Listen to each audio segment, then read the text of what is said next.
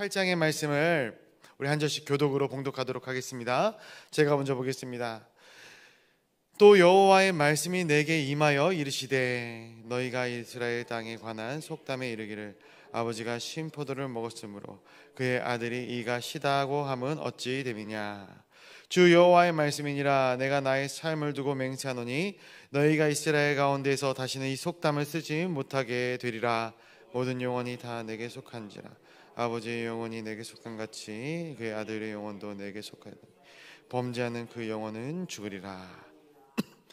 사람이 만일 의로워서 정의와 공의를 따라 행하며 산 위의 재물을 먹지 아니하며 이스라엘 족속의 우상에게 눈을 들지 아니하며 이웃의 아내를 더럽히지 아니하며 열경 중에 있는 여인을 가까이 하지 아니하며 사람을 학대하지 아니하며 빚진 자의 저당물을 돌려주며 강탈하지 아니하며 줄인 자에게 음식물을 주며 벗은 자에게 옷을 입히며 별일을 위하여 꾸지 이자를 받지 아니하며 스스로 손을 금하여 죄를 짓지 아니하며 사람과 사람 사이에 진실하게 판단하며 내 율례를 따르며 내 규례를 지켜 진실하게 행할진대 그는 의인이니 반드시 살리라.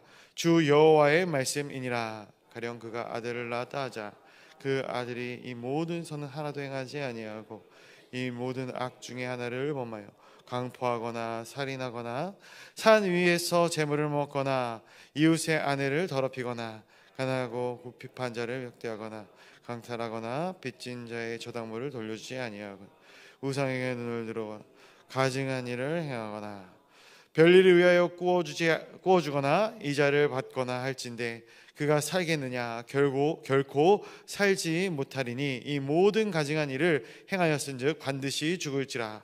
자기의 피를 자기에게로 돌아가리라.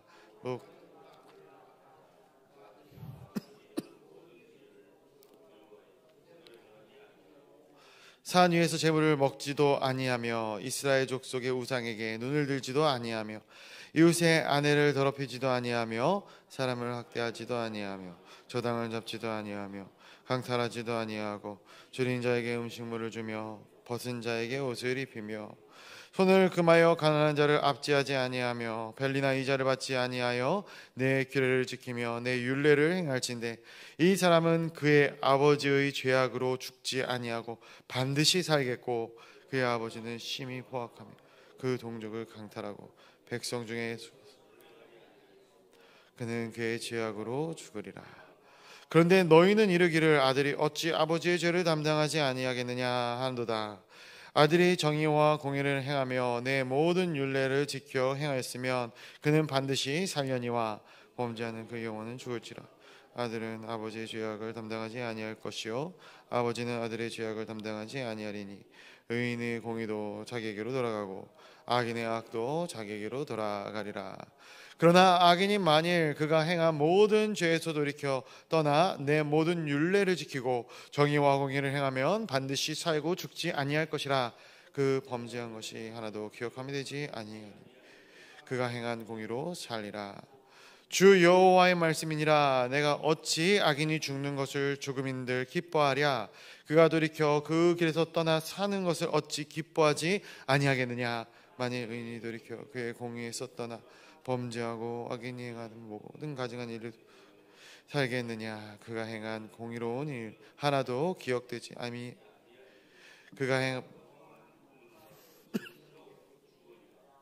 그런데 너희는 이르기를 주의 길이 공평하지 아니하다 하는도다. 이스라엘 족속아 들을지어다. 내 길이 어찌 공평하지 아니하냐. 너희 길이 공평하지 아니한 것이 아니냐. 만일 의인이 공의를 떠나 죄악을 행하고 그로 말미암아 죽으면 그 행한 죄로 말미암아 죽는 것이요 만일 악인이 그 행한 악을 떠나 정의와 공의를 행하면 그 영혼을 보존하리라. 그가 스스로 헤아리고 그 행한 모든 죄악에서 돌이켜 떠났으니 반드시 살고 죽지 아니하리라. 그런데 이스라엘 족속은 이르기를 주의 길이 공평하지 아니하다 하는도다. 이스라엘 족속아 나의 길이 어찌 공평하지 아니하냐.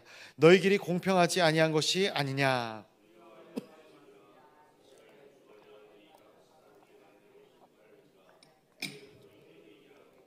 모든 죄에서 떠날 것이라. 그리한즉 그것이 너희에게 죄악의 걸림돌이 되지 아니하리라. 우리 31절 32절 같이 보겠습니다. 시작. 너희는 너희가 범한 모든 죄악을 버리고 마음과 영을 새롭게 할지어다. 이스라엘 족속아, 너희가 어찌하여 죽고자 하느냐? 주 여호와의 말씀이니라. 죽을 자가 죽는 것도 내가 기뻐하지 아니하. 너희는 스스로 돌이키고 살지니라. 아멘. 아멘. 오늘 새벽에 거룩한 주님의 존전으로 달려나온 우리 성도님들을 축복합니다. 하나님의 거룩한 주일입니다. 하나님의 나를 구별하여 드릴 줄 아는 지혜가 우리 가운데 있기를 간절히 소원하고, 우리가 또 이 땅 가운데서 행하는 모든 공의로 말미암아 하나님의 칭찬을 받고 사는 역사가 나타나는 하루가 되기를 주님의 이름으로 간절히 축복하고 축원드립니다. 오늘 이 에스겔서 18장의 말씀을 통해 받은 은혜를 함께 나누고자 하는데요, 우리 1절부터 3절까지의 말씀을 다시 한번 같이 읽어보도록 하겠습니다. 우리 1절부터 3절까지의 말씀입니다. 시작. 또 여호와의 말씀이 내게 임하여 이르시되 너희가 이스라엘 땅에 관한 속담에 이르기를 아버지가 신 포도를 먹었으므로 그의 아들이 이가 시다함은 어찌 됨이냐. 주 여호와의 말씀이니라. 내가 나의 삶을 두고 맹세하노니 너희가 이스라엘 가운데에서 다시는 이 속담을 쓰지 못하게 되리라. 아멘. 하나님께서 에스겔에게 임하십니다. 그리고 당시에 통용되던 습관을 이스라엘 땅에서 쓰고 있는 것들을 보게 하시는 것이죠. 근데 그 속담이 무엇인가 보니까 아버지가 신 포도를 먹었기 때문에 그의 아들의 이가 시다라는 속담이에요. 그리고 이 속담이 자신들의 처지를 대변하는 것처럼 그들이 공공의연하게 이야기를 하고 있었다라는 것이죠. 그럼 이 속담이 무슨 말입니까? 이 속담의 의미가 무엇이겠습니까? 아버지가 신포도를 먹이기 때문에 그의 아들의 이빨이 시렵다. 무슨 말이겠습니까? 부모의 세대에 죄악이 있었기 때문에 그들이 지은 죄악으로 말미암아 지금 이 시대가, 지금 나의 시대가, 우리의 세대가 고통받고 있다라는 것이죠. 우리가 지금 이렇게 고통받고 있을 수밖에 없는 이유가 우리의 죄악 때문이 아니라 내 부모의 대의 죄악 때문인 것이다 라고 말을 하고 있는 것입니다. 지금 이스라엘 백성들이 큰 환난과 어려움을 당하고 있죠. 그런데 이렇게 큰 환난과 어려움을 당하고 있는 이유가 무엇인가? 조상 탓이라는 거예요. 내 부모의 죄로 인하여서 내 하루하루가 비참한 하루가 되고 있다라는 것을 핑계와 변명으로 살고 있는 것이죠. 솔직히 이스라엘 족속이 이렇게 이야기하는 것은 분명히 성경적인 근거가 있을 것이에요. 부모의 세대가 죄를 지으면 자녀의 세대까지 죄를 상속한다라는 것은 출애굽기에 명시가 되어져 있죠. 제가 한번 읽어드릴게요. 출애굽기 20장 5절 말씀해 보니까 이렇게 기록이 되어 있어요. 그것들에게 절하지 말며 그것들을 섬기지 말라. 나 내 하나님 여호와는 질투하는 하나님인즉 나를 미워하는 자의 죄를 갚되 아버지로부터 아들에게로 3, 4대에 이르게 하겠다라고 말씀하고 있어요. 하나님께서 나를 미워하는 자의 죄를 아버지로부터 아들에게까지 3, 4대로 이르게 하시겠다 말씀하는 것이죠. 그래서 오늘 어떻게 보면은 하나님께서 이러한 핑계를 대지 말아라 라고 하는 이 이스라엘 백성들의 현재의 상태, 그리고 이 이스라엘 백성들이 이 속담을 쓰지 못하게 하겠다는 하나님의 이 마음의 상태와 이 출애굽기 20장에 나오는 이 하나님의 말씀과 서로 이 모순, 상충된 것이 아닌가라고 생각해 볼 수도 있을 것 같습니다. 그러나 하나님이 어떠한 하나님인가? 공의와 정의의 하나님이시죠. 출애굽기 말씀 가운데 하나님께서 내비치셨던 의도를 우리가 한번 생각을 해본다면, 하나님께서는 우상 숭배에 대한 죄가 그만큼 중하다라는 거예요. 오늘 이 이후에도 이 우상 숭배의 죄를 범하는 장면들이 또 그려지긴 하는데, 그러나 중요한 것, 하나님께서 이 사람들에 대해서 어떻게 대한다라는 것, 부모의 죄와 자녀의 자손들의 죄가 별개라는 것 역시 성경에 기록되어져 있어요. 우리 신명기서 24장 16절의 말씀을 제가 한번 봤는데 보니까 이렇게 이야기를 하고 있어요. 성경에서 기록합니다. 신명기서 24장 16절, 아버지는 그 자식들로 말미암아 죽임을 당하지 않을 것이요 자식들은 그 아버지로 말미암아 죽임을 당하지 않을 것이니 각 사람은 자기 죄로 말미암아 죽임을 당할 것이라. 아멘. 각 사람이 누구의 죄로 말미암아 죽임을 당한다 이야기를 합니까? 나의 죄, 자기의 죄로 말미암아 죽임을 당한다라는 거예요. 그리고 오늘 이 말씀의 후반전에 나오지만 이 말씀이 우리에게 주는 이 말씀의 저희는 무엇인가? 하나님의 말씀의 뜻은 무엇인가? 하나님께서는 이스라엘 백성들에게 돌이킬 기회를 주신다라는 거예요. 반복적으로 이야기하고 있어요. 돌이키는 자는 살 것이다 라는 것을 이야기하는 것이죠. 그런데 이스라엘 백성들은 이 말씀을 이해하고 해석하기를 단편적인 부분을 가지고 전체를 해석하고 있는 것이죠. 하나님의 뜻, 하나님의 마음, 하나님의 생각과 상관없이 성경 가운데 단편적으로 이렇게 기록되어 있네? 이게 맞나 보다 하고 지금 자신들의 처지를 이 성경을 통해서 푸념하고 있게 되는 것이죠. 이스라엘 백성들의 상태가 어떤가? 자신들의 선대의 죄로 인해 지금 이 상태에 대한, 이 상황에 대한 변명, 우리는 할 바가 없다, 우리가 어떻게 해서든 이로부터 벗어날 길이 없다라고 주저앉아 있는 것이죠. 하나님께서 그래서 3절에 뭐라고 말씀하시는가? 에스겔에게 다시는 이 속담을 쓰지 못하게 하시겠다라고 말씀하고 있는 것 아니겠습니까? 그래서 이 부분에 대해서 이 비유를 들어서 말씀을 해주시거든요. 오늘 우리가 쭉 읽었겠지만 이 비유의 말씀들이 이제 반복적으로 나오는 내용들이 있어요. 어떤 내용들이 있는가 보니까 아버지가 의로운 일을 행했다라는 거예요. 의로운 일을 행했다. 무려 16가지의 의로운 일을 행합니다. 이 아버지가 행했던 일들 중에서는 해서 안 되는 일은 하나도 없었다라는 거예요. 해야 될 일들을 하고 그것이 다 선한 일이고 하나님 보시기에 의로운 일이었다라는 거예요. 그 결과가 무엇인가 보니까 9절에서 반드시 내가 그를 살려줄 것이다 라는 거였어요. 그가 살겠다라는 것이었습니다. 그것을 하나님께서 약속으로, 언약으로 주시는 것이죠.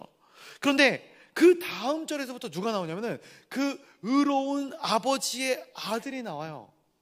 의로운 아버지의 아들이 나오는데 이 아들은 아버지의 이 의로움을 어떻게 보았는지 모르겠지만 하나도 따르지 않아요. 마치 작정한 것처럼 아버지가 범하지 않은 죄악들을 골라서 그가 이 죄악을 내가 범해야겠다라고 작정한 듯이 11가지의 범죄를 저질렀다라고 기록을 하고 있어요. 그렇다면은 말씀대로라면은 이 이스라엘 백성들이 주장하는 이 말씀의 근본을 쫓아간다면 아버지와 아들은 부자지간이기 때문에 아들의 죄를 아버지가 같이 지고 이 아버지의 의를 아들이 같이 의롭다 여김을 받을 수 있겠는가? 공동으로 반반씩 나눠서 이 책임을 물을 수 있겠는가? 아니다라는 것이죠. 아니다라는 거예요. 아버지가 의인이신데 아들이 아버지와 상관없이 죄를 범하는 삶을 살아간다면 그 책임은 아버지에게 있는 것이 아니라 아들에게 아들에게 있게 되는 것이다 라는 거예요. 그리고 그 아들은 반드시 죽게 될 것이다 라는 것이죠. 근데 여기서 한 번 더 이야기를 합니다. 그런데 그 아들이 또 아들을 낳아요. 손자죠. 근데 그 손자가 아버지가 행한 일을 보고 이것이 아니구나 싶어요. 그리고 다시 돌이켜서 의로운 삶을 사는 것이죠. 그렇다면 그 손자의 덕으로 인하여 이 아들이 천국에 가게 되는 것인가? 그것도 아니다라는 거예요. 우리가 이 말씀, 우리가 교회 오래 다니신 분들이기 때문에 이 말씀에 대해서 이제 많이 묵상하시고 여러 가지 이제 교리적인 지식을 가지고 있을 것이다 생각을 합니다. 그러면 이 죄는 유전이 될까요, 안 될까요? 할렐루야. 죄가 유전이 됩니까, 안 됩니까? 죄는 유전이 되죠. 사람이 가지고 있는 이 기본적인 죄가 뭡니까? 원죄예요. 왜 원죄가 생깁니까? 유전이 되기 때문에 생기는 거예요. 아버지가 죄인이면 아들도 죄인인 것이죠. 원죄의 영역이에요. 그러나 영성에는 DNA가 없어요. 다시 말해서 영성은 유전되지 않습니다. 만약에 영성이 유전이 된다면 왜 예수 그리스도께서 거듭나라고 말씀을 하셨을까요? 한 번 나면 되는 것이지 왜 다시 태어나라 라고 말씀하셨겠느냐? 여러분, 우리가 영적인 존재가 된다라는 것은 거듭난다라는 거예요. 다시 태어난다라는 거예요. 우리 안에 원죄가 있지만 예수 그리스도로 말미암아 우리가 새 사람을 힘입게 된다라는 것이죠.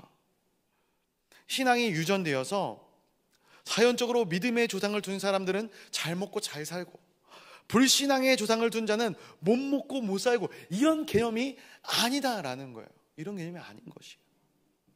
그래서 지금 하나님께서 이 에스겔을 통해서 이스라엘 백성에게 말씀하는 것이 무엇이냐? 타락한 이스라엘 백성들도 당대에 돌이키면, 그 죄를 회개하고 주 옆에 나오면 의로운 삶을 살아가고자 작정하고 그러한 삶을 살아가게 된다면 당신들의 살 길이 열리게 될 것이다 라는 거예요. 이 말씀을 해주고 계신 것이죠. 그러나 여전히 이스라엘 백성들은 돌이키지 않아요. 아버지가 신 포도주를 먹었기 때문에 우리의 이빨이 시리다라는 이러한 푸념만 늘어놓고 있으니 에스겔의 마음이 어떠했겠는가, 얼마나 답답했을까. 제가 말씀을 보면서도 굉장히 답답하더라고요. 우리 안에도 그런 마음이 있지 않습니까? 잘 되면 내공이고 못 되면 조상 탓. 우리 부모님이 공덕을 잘못 쌓아서 내가 이렇게, 부모님이 재산을 덜 물려주셔서. 아니에요. 특별히 신앙에 대한 부분들은 더 그렇습니다. 왜? 신앙은 1대1입니다. 제가 자주 하는 말이거든요. 신앙은 하나님과 나와의 관계예요. 내 옆에 사람이 감나라 배나라 할 수 없는 거예요. 혹여 우리 자녀들이 신앙을, 생활을 잘 하시는 분들도 있고 못 하시는 분들도 있을 것이다 생각을 해요. 물론 이 부모의 이 신앙생활을 보면서 자녀가 영향을 받을 수 있다라는 것은 저도 인정을 합니다. 그렇지만 궁극적으로는 무엇인가? 내가 하나님을 만난 경험, 하나님 앞에서 내가 죄인된 이 연약함과 부족함을 자복하고 회개하고 하나님이 나의 하나님의 되심을 인격적으로 경험하는 것, 그것이 없다면 신앙은 달라지지 않는 거예요. 그래서 오늘 이 말씀은 자신이 의던 죄이던 그 모든 것들을 내가 직접 짊어지고 책임지고 나아가야 한다라는 거예요. 내가 전심으로 부르짖어라. 내가 진심으로 회개하고 하나님을 찾아라. 그리하면 만날 것이다 라는 말씀을 해주고 있는 거예요. 그래서 창세기에 보면 어떠한 말씀이 나와요? 창세기에 하나님에 대해서 표현을 할 때에 이런 표현을 우리가 자주 듣지 않습니까? 아브라함의 하나님, 이삭의 하나님, 야곱의 하나님. 이것이 변하는 하나님입니까? 변화하신 하나님입니까? 아니죠. 하나님은 그대로 있는 거예요. 변치 않는 하나님이지만 그 앞에 사람들이 변하게 되는 거예요.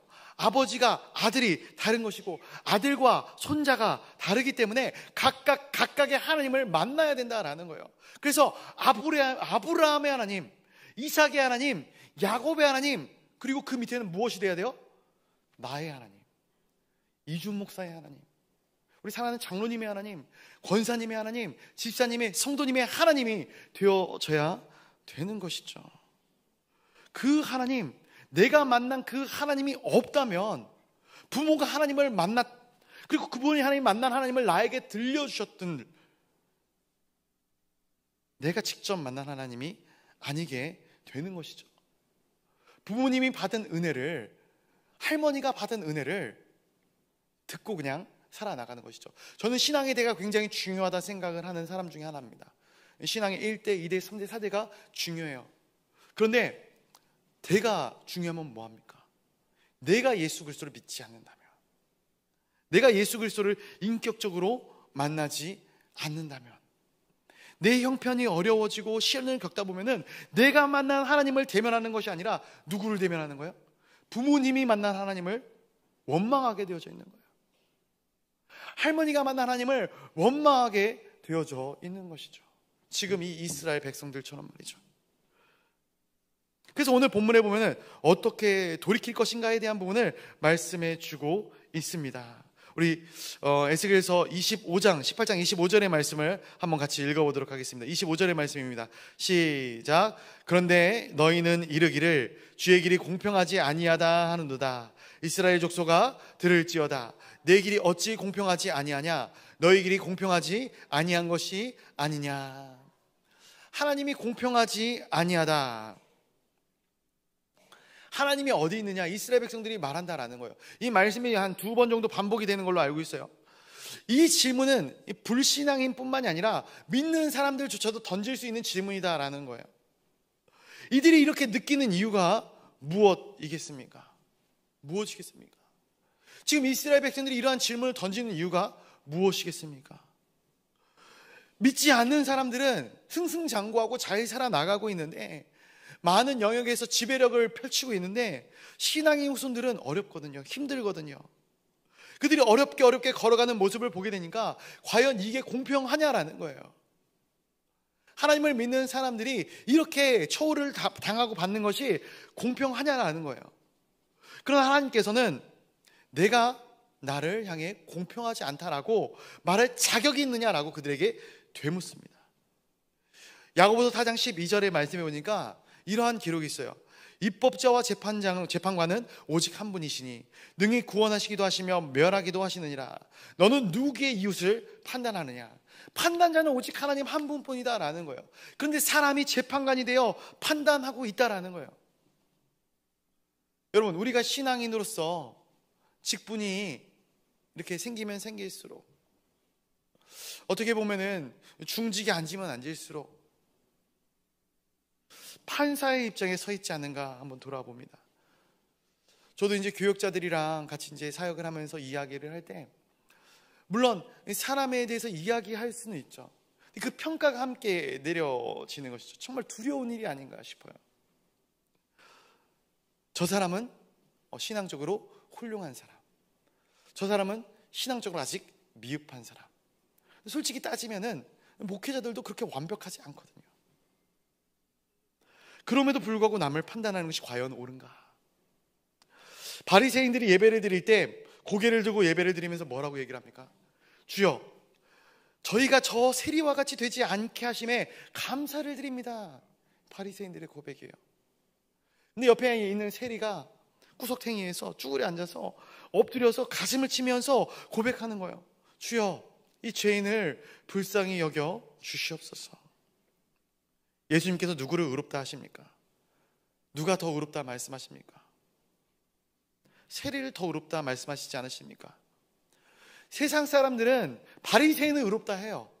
야, 저 사람 정말 의로운 사람이다, 저 사람은 죄를 찾아보기 힘든 사람이다, 이야기를 해요. 그러나 예수님은 모든 사람이 손가락질하는 세리를 더 의롭다 말씀하셨어요. 왜 그랬을까요?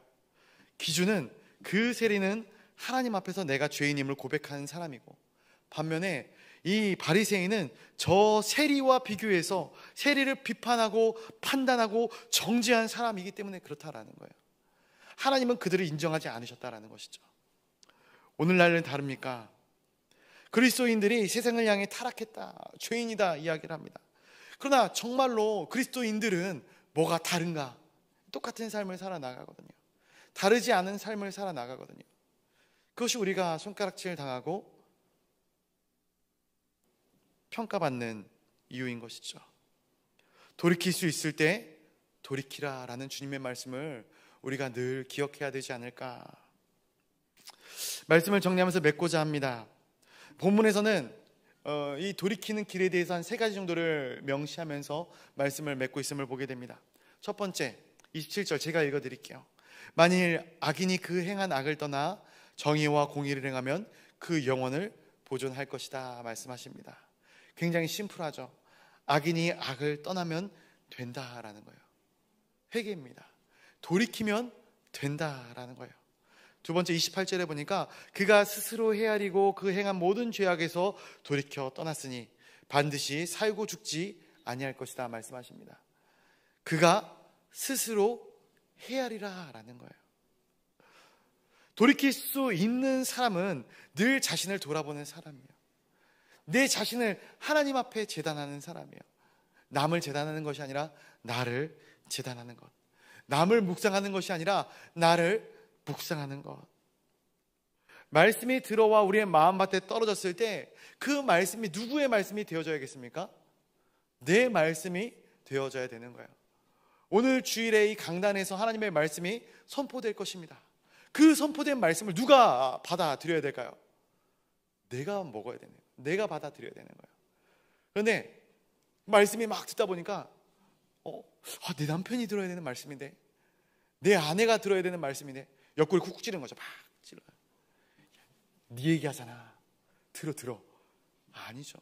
나를 향한 하나님의 말씀이다라는 거예요. 마지막 세 번째, 31절에 너희는 너희가 범한 모든 죄악을 버리고 마음과 영을 새롭게 할지어다. 이스라엘 족속아, 너희가 어찌하여 죽고자 하느냐. 마음과 영을 새롭게 할지어다 말씀하고 있는 것이죠. 새 술은 새 부대에 담아야 합니다. 어제의 말씀으로 오늘을 살아나가는 것 아닙니다. 오늘의 말씀으로 오늘을 살아나가야 되는 것이죠. 내가 과거에 정말로 열심히 했는데, 신방 다니다 보면은 이제 그런 얘기들을 굉장히 많이 하시거든요. 목사님, 그래도 제가 옛날에 교사도 하고요, 성가대도 하고요. 네. 아니요. 지금 오늘 이 순간 열심히 해야 하는 것이죠. 어제 열심히 살았어도 오늘 넘어지면 그것은 넘어진 거예요. 이전 것은 지나갔으니 보라, 새 것이 되었도다. 말씀을 맺겠습니다. 사랑하는 동광의 성도님들, 오늘 거룩한 주님의 날입니다. 우리의 모든 연약함을 떠나 하나님의 거룩함 안으로 들어가는 우리의 귀한 이 한날이 되시기를 간절히 축복하고 소원합니다. 우리의 마음과 영을 새롭게 함으로 우리의 모든 죄악에서 돌이켜 하나님을 향하여 우리의 전 인격을 쏟음으로 하나님께서 기뻐하시는 놀라운 은혜의 역사가 나타나는 이 귀한 복된 주님의 날이 되시기를 주님의 이름으로 간절히 축복하고 축원드립니다. 우리 같이 기도하도록 하겠습니다. 우리 같이 기도할 때에 우리 사랑하는 교회를 위하여, 하나님의 몸된 교회를 위하여 같이 기도하도록 하겠습니다. 출타 중에 계신 우리 목사님 영육간의 강건함을 지켜주시고, 또 오늘 이제 말씀을 전하러 단 위에 서신다 하십니다. 하나님, 우리 담임 목사님 귀한 능력과 은혜로 붙들어 주시옵소서. 같이 기도해 주시고요. 또 오늘 말씀을 전하시는 연병철 목사님 위해서 기도해 주시기를 부탁드리겠습니다. 우리 진행되어지는 우리 청년부 수련회, 또 특별히 청년 일부 수련회가 이제 다다음 주에 진행이 될 것인데, 우리 청년부 수련회를 위해서도 같이 기도해 주시면 감사하겠습니다. 필리핀 단기 선교팀과 또 앞으로 이제 진행되어질 하반기 사역들을 위해 기도해 주시고요. 또 우리 선교사님과 환우들을 위하여 기도해 주시고, 또 오늘 거룩한 주님의 날 드려질 예배를 위하여 기도해 주시고, 각자가 가져온 기도의 제목들을 위하여 간절히 기도하실 때에 우리 주님의 이름 한번 크게 부르짖고 기도의 자리로 나아가도록 하겠습니다. 주여!